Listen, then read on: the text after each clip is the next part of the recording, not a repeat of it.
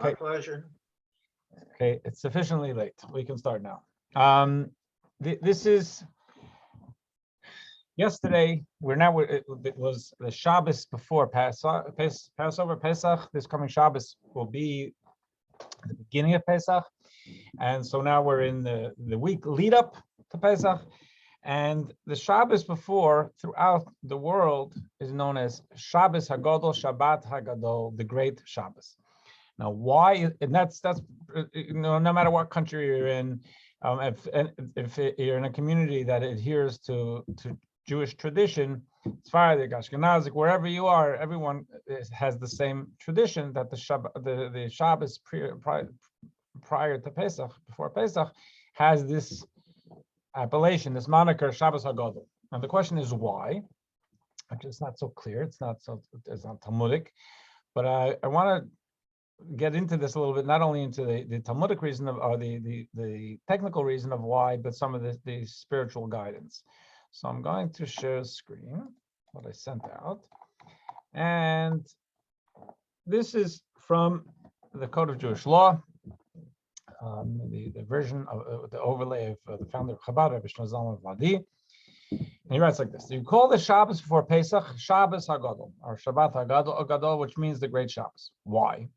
Because a great miracle occurred before the Jews left Egypt, which was on the 15th of Nisan. And just, I know they're Hebrew words, but I want to try and keep in our minds. This month, the month we're in now, the month that is really seen as the first of the month of the flow of the Jewish calendar, the Torah calls it, is the month of Nisan. And today is the 9th day of Nisan. And the Passover is always on the 15th of Nisan. So before the Jews left Egypt, which was on the 15th of Nisan, they took a sheep for the Passover offering, which God tells them explicitly in the Torah.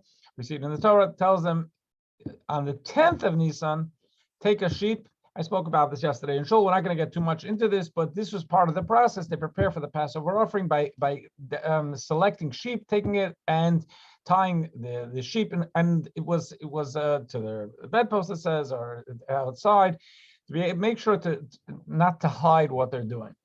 And that was on the 10th of the month, the 10th of Nisan. Since the 15th was a Thursday, the 10th was a Shabbos. So the 10th of Nisan is a Shabbos. That's when they go and they designate their sheep. Many of the Egyptians gathered to ask what they were doing. Since it was in public, the Egyptians come and they say, what's going on? What are you guys doing? So, they explained to them what was going on, that they're going to be leaving Egypt. They're going to finally be freed. There already have been 9 plagues that have whacked the Egyptians and loosened their grip. And they say, listen, you still don't let us go. Right now, we're going to go. And what's going to happen is now, as a prelude to us going, God's going to kill the firstborn. The firstborn is the ruling class. God will kill the firstborn. So it continues. The firstborn went to their elders and to Pharaoh, who himself was a firstborn, begging that the Jews be freed. When they refused, civil war broke out. Apologize for this, and many were killed. Okay, so I'm sorry. So many were killed. So the idea of this is that when an enemy is facing us, if the Ukrainians are looking, to use that as an example, since we're talking about the Ukrainians are looking at Russian aggressors, they defend themselves, they're looking for help, whatever they're doing. But if the Russians turn on themselves, it is a more profound type of victory where they're doing all the work. We just stand there. We're more in the clear because what they're doing is killing each other, and that's what happened as the time drew close to the Exodus.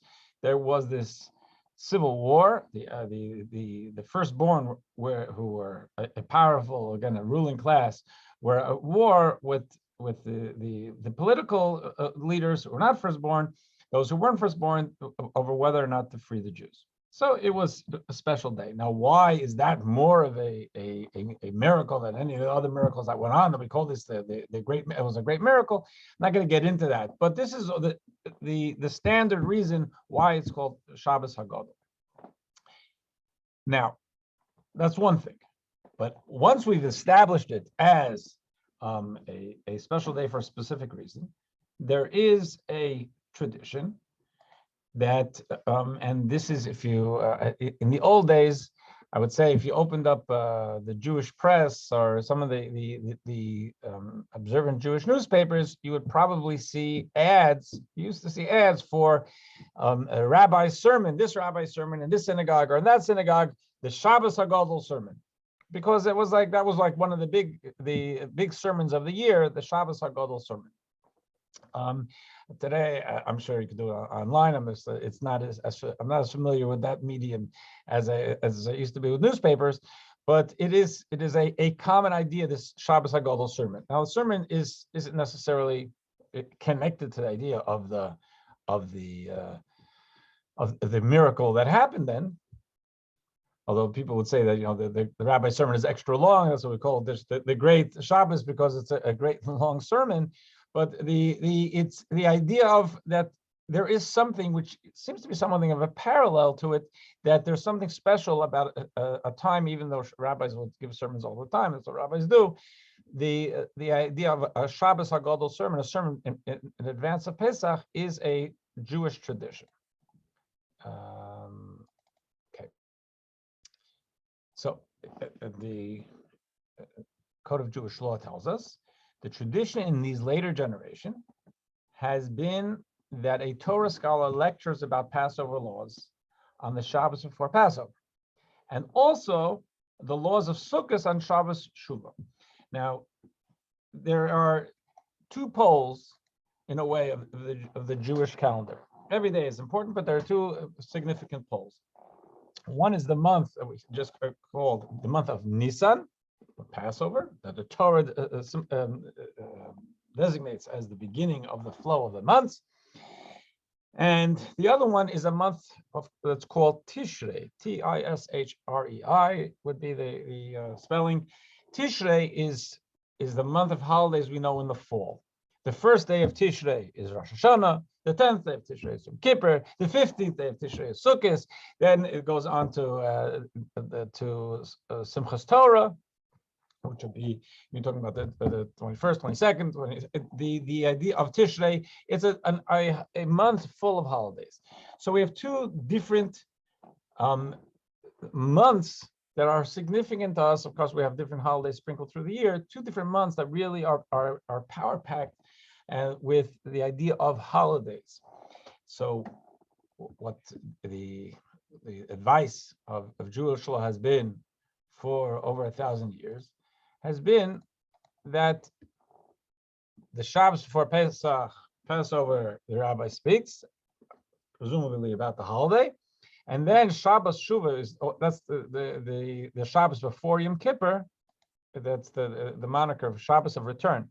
Shuvah means return. The Shabbos before Yom Kippur, the rabbi will also lecture about the laws of Sukkot, because there's not always a Shabbos before Sukkot. So, and what's the point? The primary objective is to expound and guide them in the paths of God, to guide the people in the paths of God, and to teach them the action they should be doing.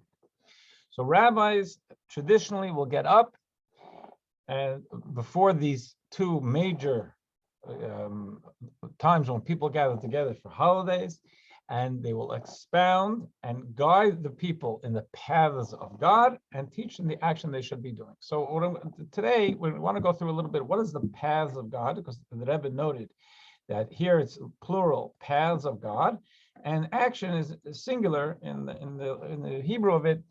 There's an action we should be doing, paths we should be following, and and this is something that, in order to ensure, to help us, in order to, when we enter a holiday, before we come into a holiday, it's axiomatic that just going the afternoon before the holiday and saying, oh, a holiday is coming, I have to, get matzah, or I just have to be able to, I have some actions to execute, duties, tasks to satisfy tonight, tomorrow, whatever it is. That's not really going to do it. You could technically execute the task, but for whenever we have a significant event in our lives, we prepare. We get into it, we think about it, we plan it, we get into sync, hopefully mentally, emotionally, psychologically, and then we execute. It's not just something that we do. And one of the points here is to talk about what is the point of rabbis getting up in advance of Pesach, in our case, is not just about giving them a chance to talk. It's about giving an opportunity for people and the rabbi to be able to delve into some of the spirituality of the holiday that's coming, so that we can be in more refined and tuned up spiritual shape when we actually sit down to the Seder. So let's get into a little bit of the sources here. One thing, this is from the Rabbi. Rabbi writes, a path is a medium through which you reach an intended destination. That's what a path is. A path is not, you don't visit a path unless it's like some kind of glorious path. A path is something that you want to go somewhere and you take a path. It may be purely a means to the end. At the same time, we can't achieve the objective without this means, but you need to walk the path if you want to get to where you're going, because that's on the other side of this path. But the path, intrinsically, its value isn't that it helps you get to somewhere else. On the other hand, it's critical, because without it, you're not going to get there. While actions, so here also, and this is an important dynamic and a juggle we do in Jewish life about what is the priority. Actions are the primary objective of mitzvah. So this is something that it's clear in Jewish law. We're going to unpack this about here, a bit over here. Torah law tells me that it's a mitzvah to eat matzah this coming Friday night, because this coming Friday night is the Seder. That the mitzvah is eating the matzah. Technically, if someone comes here Friday night, they didn't even know it was Passover, but I happened to meet them. It's someone, a FedEx delivery person with a last name Goldstein, who happened to show up Friday afternoon to deliver a pack, and I say, hey, tonight is Passover. What's Passover, Rabbi? Just don't worry about it. Just come sit here join us, and I'll give you something to read. And that person eats matzah, and maybe, they're not sure exactly what it means, because they never heard of it before, but they're going to keep me happy because I've been nice to them, so they eat matzah. It seems it's the eating of the matzah doesn't have any great intent or sense of enthusiasm of a mitzvah. At the same time, it is a mitzvah. So, but while actions are the primary objective of the mitzvah, the beauty is that they need a desire to connect with God and a sense of respect for God's will to infuse feeling and enthusiasm into our actions. This is a basic balance we do in life. You have a loved one. Today is anniversary, and you want to do something, and you pinpoint something. It's chocolates, it's flowers, it's going to a restaurant. The action is very important. However, the recipient will usually be able to discern what kind of sentiment you put into that action. If it comes across as a more shallow function, it's anniversary, therefore I knew I went to buy flowers because I have to buy flowers, and there isn't a sense of expressing sentiment of connection, of bonding, of love, it's going to come across hollow. That's the way it is. Yes, you did your job, but it's going to come across hollow. At the same time, to say, listen, I really, really love you, but I just didn't do anything for you because I didn't have time. It's a nice, it's this expression of sentiment, but you didn't do anything. So in a relationship, if you really do express love, you didn't do anything, that might fly more. But within Torah, even though to God the fact that we express sentiment is beautiful, the mitzvahs are specifically to do an action.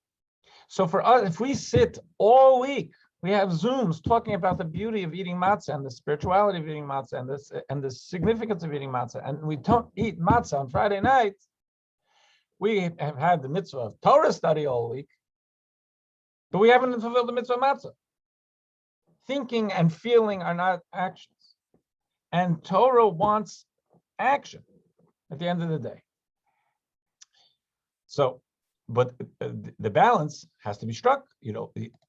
It says, what it says here, we do the idea that we're doing the action with the desire to connect with God. Saying a mitzvah is a commandment. Mitzvah in the Aramaic means to bond, to connect. So if I'm eating matzah Friday night because I appreciate the fact that I have a mitzvah and I want to be able to connect with the mitzvah, connect with God, and I want to be able to do what Jews have been doing for thousands of years, and have respect for the idea that this is something that is our program that God gave us, so I can have feeling and enthusiasm in what I'm doing. That's beautiful. And although the crux of the mitzvah is the actual eating. So if we turn to number 4, which is Rabbi Yitzchak Luria, known as the Ari, who is probably the greatest Kabbalist we have of past 2,000 years after the Zohar. And he writes, a mitzvah without intent is like a body without a soul. A body without a soul is a body. It's not nothing, but it's not animated. It's not alive. And therefore, what Rabbi Yitzchak Luria is telling us is that a mitzvah done in purely the action has to be respected and recognized as a mitzvah. But there's such a thing as a mitzvah that's lifeless. It doesn't mean it didn't happen. It doesn't mean it didn't exist. If I helped someone today, if I helped someone find a job, or gave them something, gave them charity that made a huge difference in their lives, and I did it because I want that person to praise me, or I want to do it publicly so that other people think I'm a great guy. My intent is self-directed. It's not the proper intent. At the same time, that person benefited irrespective of my intent. Someone gives a $5 million to a hospital to get their name up in lights. You could talk to that person, and that person could talk to their rabbi about what they were doing. But meanwhile, a bunch of people benefited. They didn't benefit any less because of his or her intent. So the action is going to be the body of it. But then there's such a thing as a body without a soul on the spiritual level. And we're going to explore this a little bit now.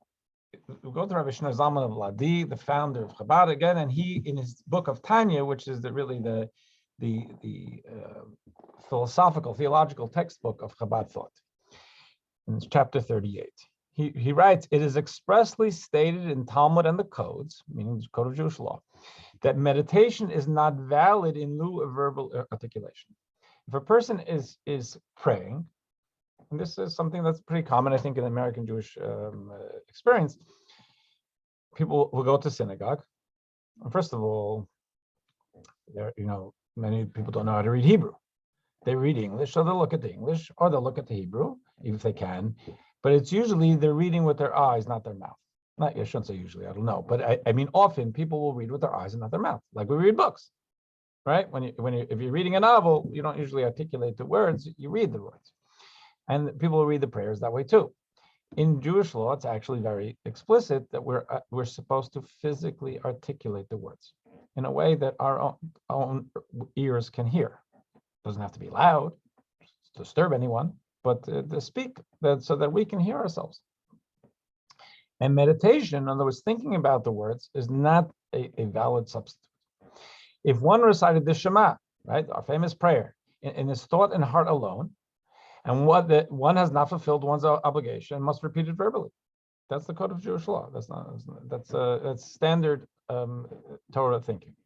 If, on the other hand, one spoke the words of Shema but did not concentrate one's thought, one has fulfilled one's obligation. So it's a little funny. So a person says the Shema, they don't know what they're saying, they fulfill the commandment of Shema. If they are meditating on the beauty of oneness, on the profundity of the thoughts of Shema, then they've had a beautiful spiritual experience, but they haven't fulfilled that mitzvah. Because it was said before, it's the actual act is the primary crux of everything. This is because, and now Rabbi Zalman gives a theological framing to it. The theological framing, just as some background to this, one of the ideas of Jewish mysticism, which is very much a part of Chabad thought, is that we are all a little bit schizophrenic, in the sense that we have our deepest selves is our visionary selves, our higher thinking. It's selfless and really is not caught up in all the ego and static of life. That's called the divine soul. It's invested in our normal human persona, which is really very much me directed. It's about self-preservation. It's about what we want to get out of life. Doesn't mean bad, but it's me directed. That's the way kids are, and that's the way adults are, unless they really grow out of it. They grow themselves out of it. So what he's saying here is, what it says is, but the divine soul does not need to perfect itself through mitzvos. When God implanted in our personalities, in our bodies, this idea of a divine soul is divine. Doesn't need any refining.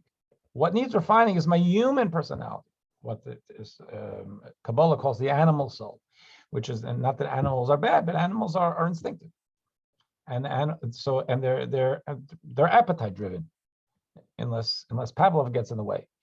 So it's, which is also appetite driven. It's really about self-directed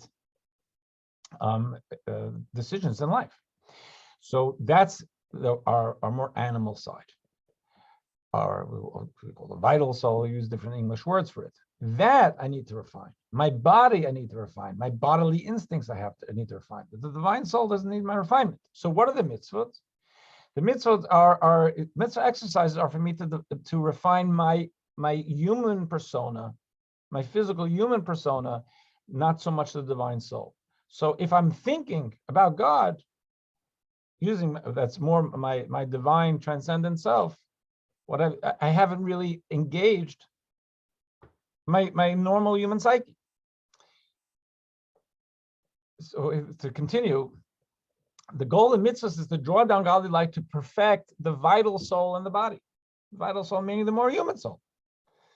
Nevertheless, prayer without focused intent is like a body without a soul. So the Rabbi Zalman is doing this balance again. He's saying, on the one hand, if I didn't use my physical body, my mouth, my tongue to articulate the words, then what I've missed the point, because God wants me to engage the same mouth I use to conduct business and deal with things in the physical world and speak to my coworkers and my family, to use that to utter holy words, to refine the physical tool and my idea of speech. So if I'm just thinking holy things, I'm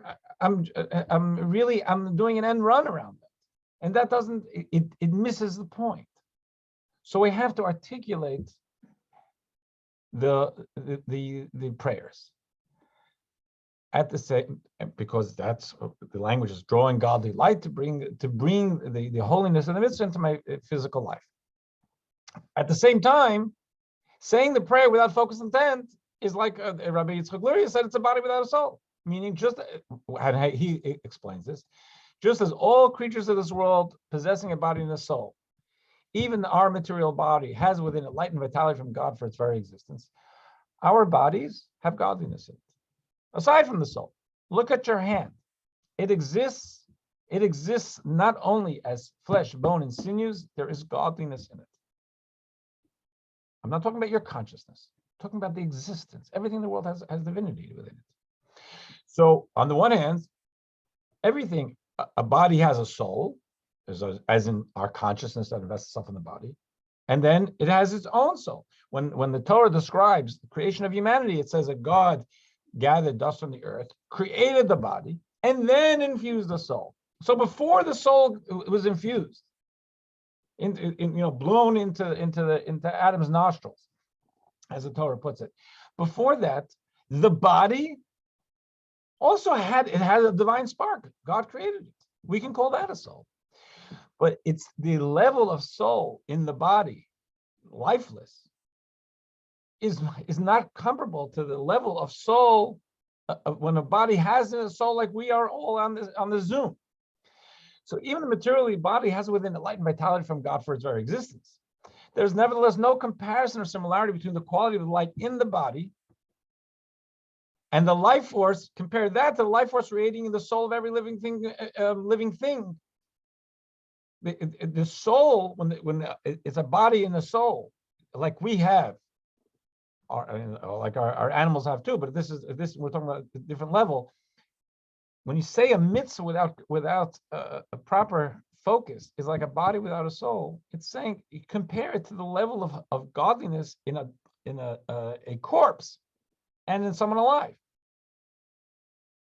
And the divine creative in the physical body, divine creative, when it comes to the physical body, the divine creative power is in a state of unparalleled contraction.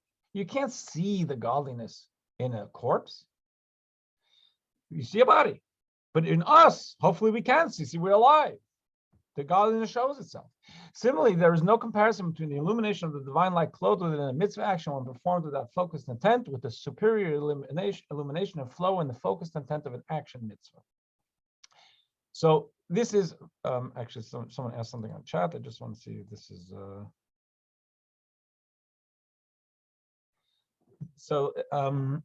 the idea of what Rabbi Zalman is bringing to us is that on the one hand, the physical mitzvah of whatever the mitzvah may be, lighting a Shabbos candle, whatever the mitzvah may be, the physical mitzvah is something that's very important. To ultimately, that's what to do. Think about the mitzvah of charity, right? If we think about helping someone who didn't actually give them $1, the thinking is beautiful, but you didn't help them. At the same time, if you gave the $1 without thinking and just threw it as you were talking to someone else, the person has the $1, but they don't have your compassion. God has the mitzvah, but you weren't thinking about that. You wanted to get this vagrant out of your face. You gave him $1, or because whatever it may be, there was. If talking about it in a mindless way, there's many ways we can help someone, and we didn't even think about it. We didn't think about the mitzvah of it. Think about our connection to God, and we didn't think about the compassion to the person. So there's this balance between the action and the which is the crux of it, the primary, and then there's the soul of it, the focused intent. So in number 6, you see the Rabbi analyzing this. He says, think about doing mitzvahs without enthusiasm, which happens all the time. What's the downside? There's a lot of downsides. First of all, performing mitzvah without enthusiasm will, in the final analysis, affect the actual performance. If we have kids out here, right, outside now, they're studying Hebrew school. If they're taught to have that, to have a seder, or to eat matzah, or whatever it is to do, as this is something Jews do, but it's just this is what we do, and not given any sense of personal relevance, it's going to end up likely affecting their actual performance in the future. Because if something is not personally relevant, I think a quick look at the American Jewish experience will show you that without a sense of personal relevance and enthusiasm, the only reason people continue doing things may be for nostalgia or guilt, but that doesn't have legs, because a future generation is going to say, listen, it's not my nostalgia and I don't feel guilt and I'm not doing it.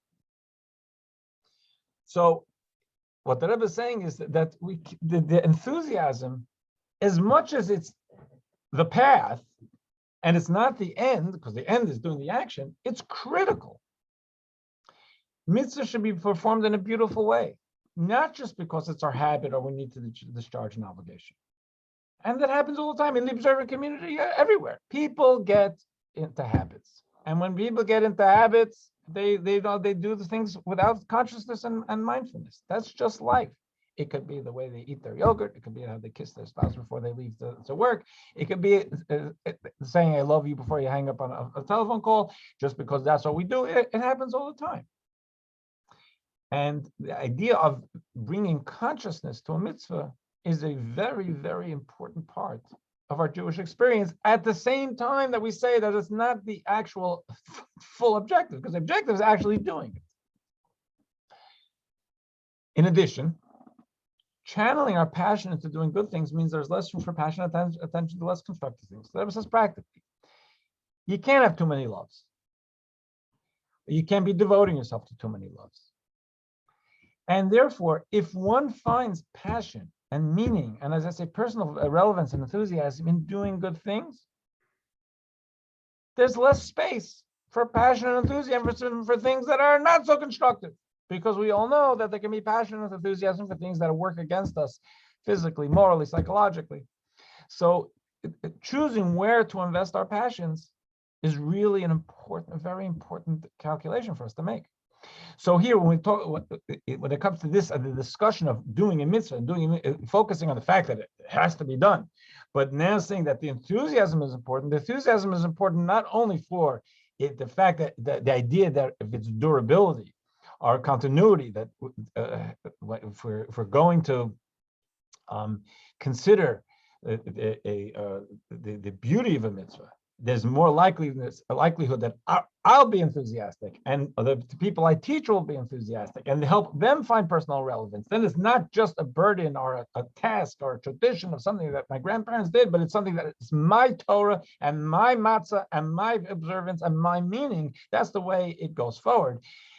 In addition to that, the idea that I'm engaged, or we are engaged in doing good things, it brings up there's only so much passion we can exert. The more we exert in constructive things, the less room there is for non-constructive things.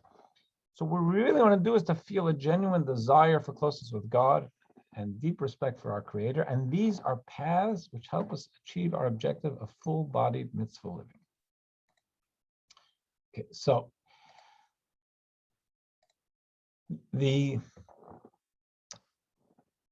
meanwhile, what we've discussed is that there's this balance. Now, I just want to cap it off with something that helps us frame another piece from the Tanya, which helps, I think, is a helpful way of understanding how we see the mitzvah exercise. And you choose the mitzvah: putting up a mezuzah, lighting a Shabbos candle, giving charity. It applies to whatever mitzvah you talk about. And one of the things that I'm going to show you now is that the Zohar. Nadi asked about the Zohar last week. I didn't. I was trying to put in a quote for you, but the quote wouldn't work so easily. So you'll get the quote from my mouth. The Zohar, which is the basic book of Kabbalah, Jewish mysticism, compares each mitzvah to a bird. Now, a bird has a body, and a bird has wings. And the Kabbalah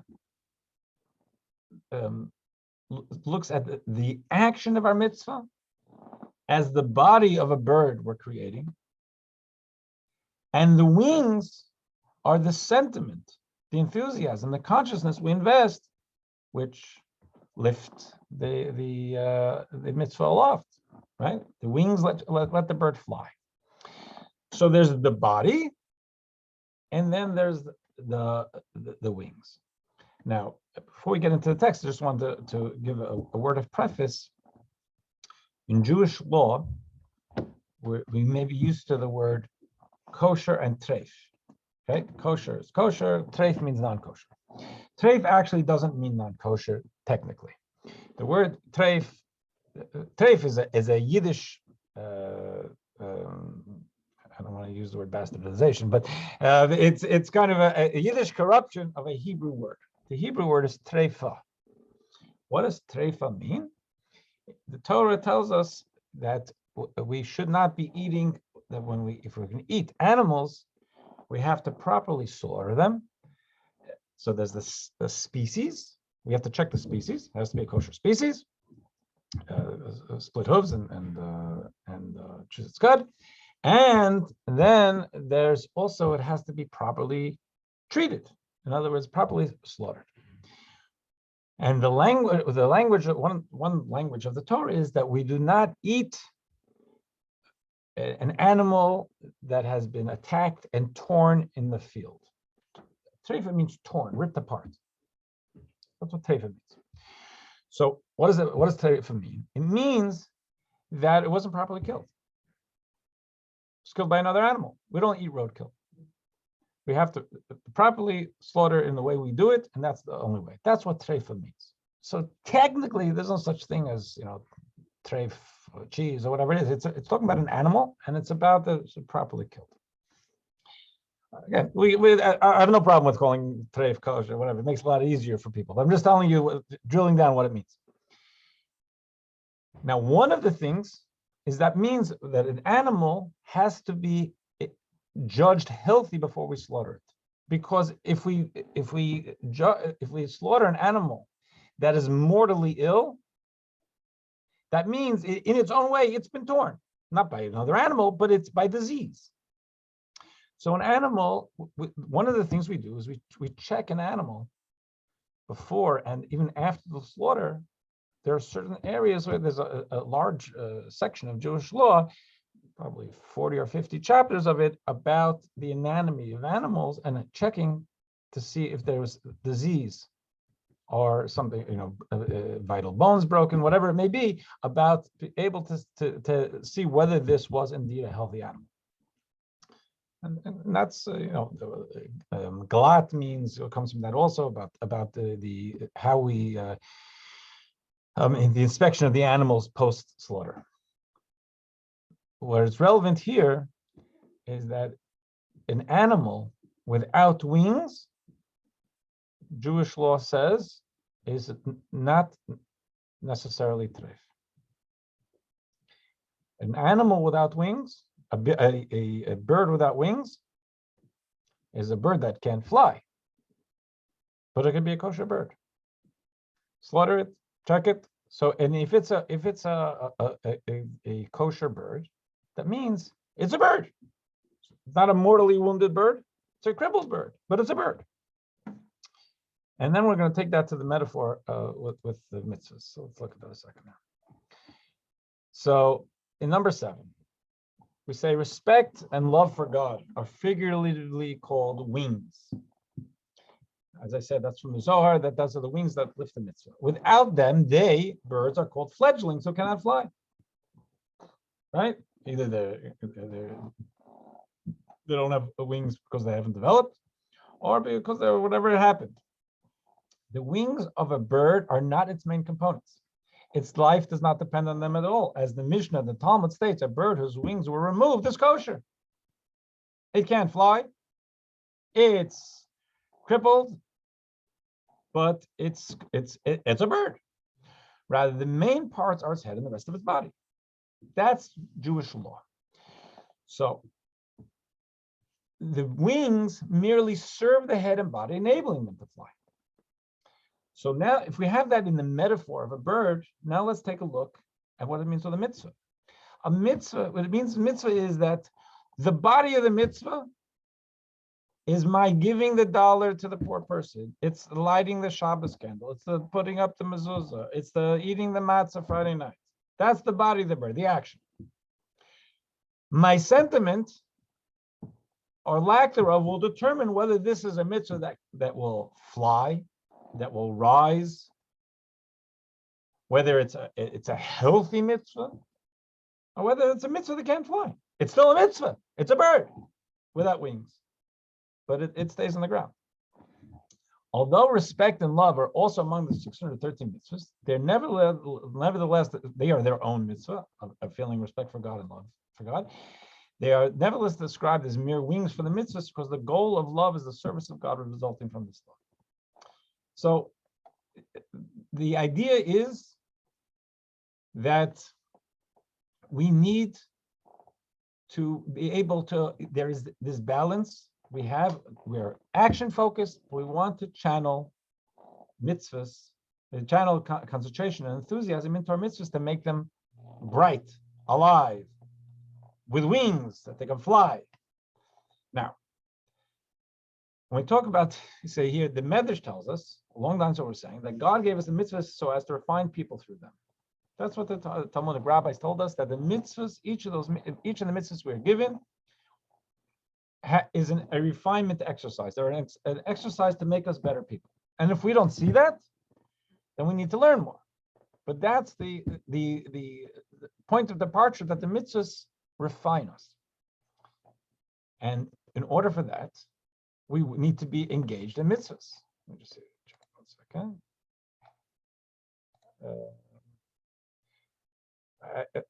Someone just asked a question. You asked there was a question about Rabbi Herson giving out dollars. I'll see if I can get back to it, but it's just not enough on point for me to take time now. It says, if there is time to go back to the mitzvah of saying the Shema, respectfully, in my humble opinion, there could be a difference between a mitzvah, which purpose is to help someone, like charity, where kavanah is clearly secondary. Kavanah means to focus. In the case of the Shema, it is supposed to reframe the state of the mind of the person saying it. So it's not relatively apparent how saying it without understanding it, what it means, accomplishes this task. How does the persona get modified if I don't understand what it's hearing? It doesn't understand what it's hearing. Okay, so if we can go back there, because it's a very important question, the understanding of this. The Torah is telling me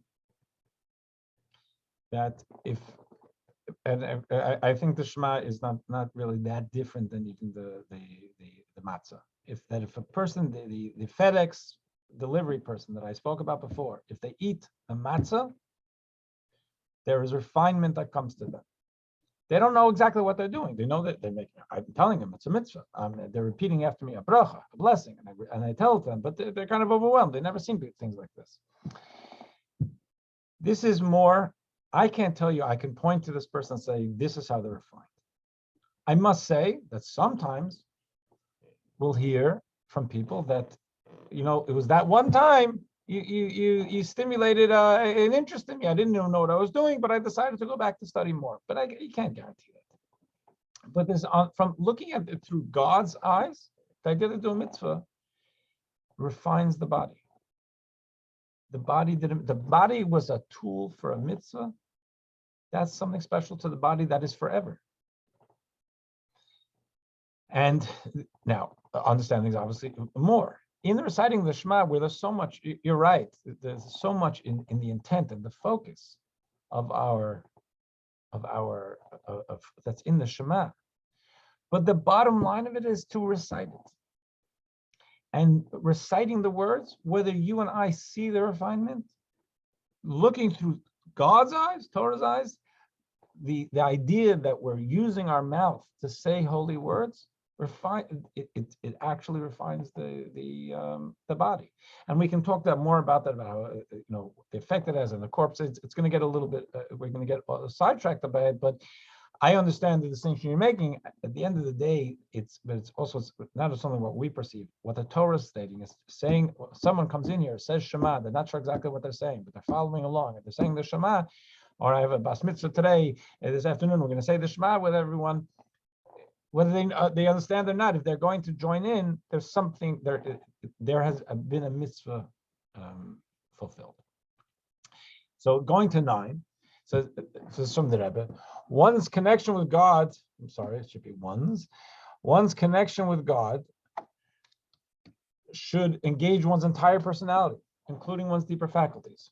If one is performing a mitzvah simply in order to discharge an obligation without enthusiasm, then one's performance has only engaged one's faculty of action. So here's a point of what the Rebbe is saying.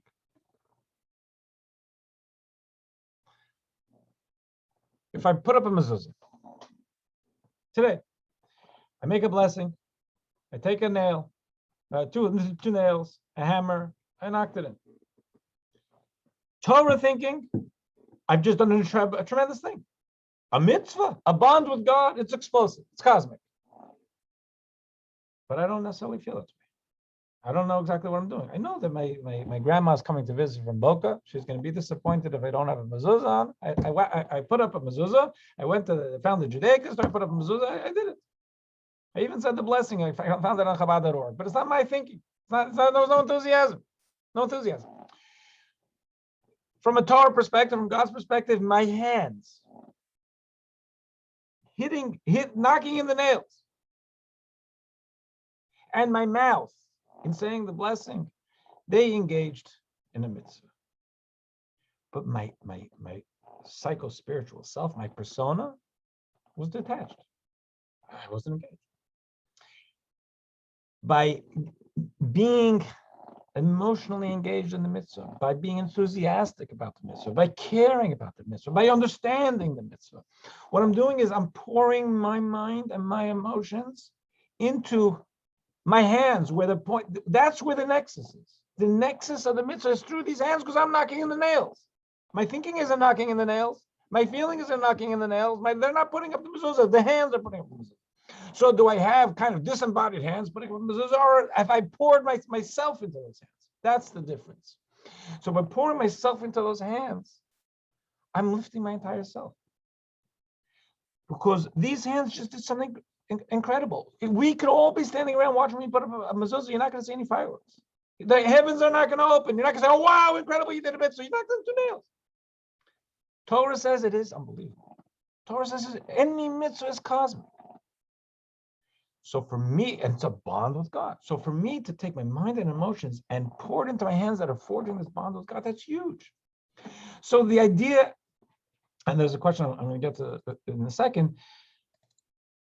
The idea of, in number 9, performing this is simply in order to discharge an obligation without enthusiasm. One's performance is only engage one's faculty of action. Just my hands are being active, not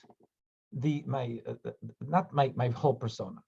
Now there was a question here, which I guess you can all read or not. No, it's the direct message.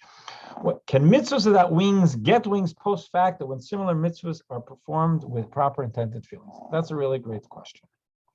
Can we do this retroactively? And the answer is that in Jewish thinking, there's a lot that we can do retroactively, in the sense that if we learn what happens if I put up a mezuzah not yesterday, Shabbos, I wouldn't do it. Friday, I put up a mezuzah, and I did it. I was busy. I was doing it, whatever, like I did. Yeah, my grandma's coming up from Boca. Then over Shabbos, I learned about mezuzah. Now I'm really excited. And I got another room in my house. I put up a mezuzah there. So now I learned, but part of my learning was I felt over Shabbos, I was wondering, I don't even know what I did. I knocked in 2 nails. I don't even know what I did. So I read. So Shabbos, I asked the rabbi, and then I read, and I had books in my house, or I printed out things before Shabbos from Chabad.org, and now I'm really in shape on Sunday to put up my mezuzah. But part of the reason I'm in shape to put up a mezuzah Sunday is because of the learning experience of the more soulless experience of putting up mezuzah Friday. So that type of learning and regret for my mitzvahs that were done without soul, without enthusiasm, and using that experience as a springboard to now search and find enthusiasm, I think that at least at a great level, that to use a saying, that a mitzvah like that can retroactively grow wings, so to speak. That mitzvah is not so lame and lifeless as we had described it. So now, let's go back to the share screen, and we'll go through these. So now, if you remember, I mentioned in the beginning of this that there was language from Jewish law that the rabbi before Pesach and before Sukkot helps understand the paths of God and the action they should be doing. Paths plural, action singular. So the Rabbi says this helps us understand the language, paths of God, and action they should be doing. When it comes to the actual performance of a mitzvah, there's a similarity and oneness we share in that we're all doing the same thing. If we are all sitting 100 people in a room, God willing, we'll have a lot of people by the Seder here. And you're all welcome to come if you haven't told us yet. And give up matzah. There are not too many different ways to eat matzah. You chew. You eat matzah. So we have 100 people chewing matzah, doing a mitzvah. It's tremendous. When it comes to the physical performance, how many different ways are there to light a Shabbos candle? How many different ways are there to hand over a check or a dollar bill? There's a oneness. There's a unanimity to it.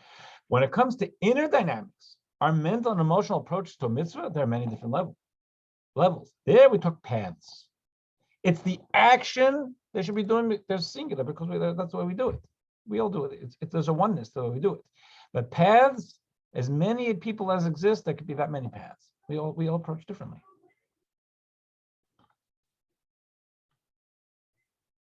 Generally, these divide into two categories: surging upward to God or drawing godliness into our experience. We can either want to, and these are kind of delicate, subtle ideas, but there's the idea of us saying, God, I want to transcend the shallowness of human life, and I want to connect with you. That's that's a prayer thing, the idea of trying to connect with God, or the idea of saying, I have this in front of me. I want to draw holy consciousness and holiness into what I'm doing here at work, or in my life, or my family. So the idea of more of an upward surge towards God or drawing down is the way it's framed. Now, surging up with the God, drawing godliness in our experience. These are, generally speaking, the two experiences of Nisan and Tishrei. Rosh Hashanah, Yom Kippur, is very much a time of trying to connect with God, trying to be embraced by God. Passover is a time when, if you think about historically, who were we? What happened historically? You had Jews, Hebrews, they weren't Jews yet, Hebrews who have been living in Egypt for hundreds of years. They pretty much, in many ways, they've lost their sense of identity. Their grandchildren, great-grandchildren of Abraham and Sarah, but they have those names, and they have the Hebrew language and the Hebrew dress, we're told, but they were Egyptians in many ways. They saw themselves as Egyptians in many ways. They saw themselves as Egyptian, and they fell into the idolatrous mindset too. So when God took them out, he didn't take out Jews who were saying, "Oh God, we really love you. We want to connect with you. We long for the days of Abraham and Sarah." They weren't thinking that way. They were suffering. They saw themselves as Egyptians of a lower category, a lower caste, abused Egyptians, but they didn't see themselves in their minds as different than their Egyptian neighbors. And so when God reached out for them to free them, liberate them, it was really top down. It was God saying, "I love you, and I love you so much that even though you don't even know who you are, and you don't know what I am, and you're not looking for me, I'm looking for you. And I'm going to take you out of this slavery." And slavery is not just physical slavery, but this spiritual and emotional straitjacket that you're in, so that we can start to experience each other. So Rosh Hashanah, Yom Kippur, so on, is us reaching up for God. Passover was a God reaching for us. They're both very important rhythms, but they're two different things. The idea of me reaching for God, or me being open to God reaching out for me. And sitting at my desk, wherever I am, and doing my work, and recognizing that if I'm God conscious, so I open my mind and say that what I'm doing now it should be important to me as a Jew. It should be meaningful to God if I do it in the right way. So I'm going to continue doing my job, because I can't focus on two things at the same time. But my mind is open to doing it in a way that I should do, in a holy way. I'm dealing with customers or clients. I want to make sure that I'm doing this, really being right by them, because that's what Torah is asking me to do, or whatever. Just as an example. So to go back to the share screen, and I know we're getting a little late here. The Rebbe said here, the month of Nisan, the month of Passover, is a time of arousal from above, God reaching out for us. Now, just for a second, you may be familiar. There's a verse in the Song of Songs. It's, I am to my beloved, and my beloved is to me. That is, a lot of people say it under a chuppah, whatever. It's a beautiful line. You may not be familiar that another verse in the Song of Songs, which is, my beloved is to me, and I am to my beloved. And the difference is, who starts? I am to my beloved is to me, is that I am reaching out for God, and God reciprocates. My beloved is to me, and I am to my beloved, means as God reaches out to me first. And those are the differences between the two different rhythms of the Rosh Hashanah and Kippur experience or the Passover experience. Take a look over here. The month of Nisan, the month of Passover, is a time of arousal from above. My beloved is to me, and I am to him. Song of Songs 2:16. In other words, my beloved is to me, that God reaches out for me. God reached out for us at Passover time. 3,300 years ago, God reaches out for us every Passover. But the month of Tishrei, Rosh Hashanah and Kippur, is a time of arousal from below. I am to my beloved. We, individuals, as humans, we trigger the relationship. And my beloved is to me, and then God reciprocates. Now, what does this mean in a little bit more concrete? I'm saying a little bit more concrete terms for us Pesach time. If you look at the Haggadah, part of the Haggadah is we say this matzah that we eat for what reason? That's a standard part of the Haggadah. And we say in the Haggadah, because the dough of our ancestors did not have time to become leavened before the King of the Kings of Kings, the Holy One, blessed be He, blessed, revealed Himself to them and redeemed them. The Haggadah says that Passover was a time of revelation of godliness to people, to slaves who were in very poor spiritual, moral, Judaic shape. And God revealed divine essence. That's what we say in the Haggadah. Rosh Hashanah, we're reaching out for God. Passover, God said, I am going to reveal myself to you whether you deserve it or not, because I love you. The Rebbe also said, Pesach is a time when God's essence is revealed to us, as the Haggadah states, what we just said before. So and think about this, when we eat matzah and maror by the Seder, we are grasping divine essence. That God gave us the beauty of divine revelation on Pesach, and we do a mitzvah is the trigger to bring it into our lives. So the Zohar, go back to the Zohar. The Zohar says that the matzah is a food of faith. It's not one of the ingredients you'll find in the box, but faith is a gift of God's. How many people have said, Rabbi, I wish I believed? So the idea of if God is reaching out for us on Pesach, we need to open the door, and so we can be touched by God. And part of opening the door is we do the mitzvah. The mitzvah is the lightning rod. Eating the matzah and the maror is the expression, is the channel God chose to be able to be revealed, to be brought into our lives on Pesach, and obviously on Pesach going forward. And finally here, it says Pesach has a unique quality when it comes to Jewish holidays. All holidays are about drawing godliness into our lives with limitations. Pesach is when God revealed His essence, irrespective of the fact that we were naked and bare. On Pesach, there's an infinite flow. God passes over the normal metaphysical structure, passes over. Again, that's why it's Passover, right? But using the passive, not passing the house, God bypasses the normal system and reaches out for us and provides an essential flow into our physical lives, family, health, and livelihood. And I'll end with the idea that the Ari, I mentioned before, he said that when we come into a Seder, we need to come with exuberant joy. And he said, if you put it in Kabbalistic terms, he said, say there is a time of, I can't find a better word than coupling.